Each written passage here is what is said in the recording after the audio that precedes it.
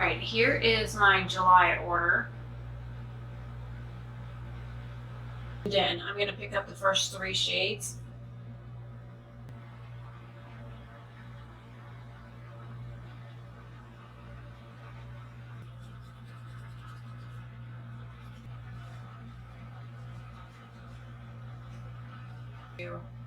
This green shade, which looks like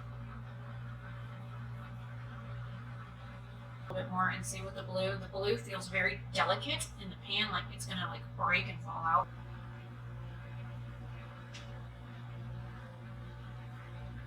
Oh, the camera is breaking out.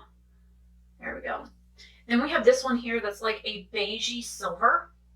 This chunky monkey right here, this is like a flaky and a pigmentation behind it. I have a very similar green from CXC Beauty. So maybe I can make a definitely a duochrome where it shifts from purple to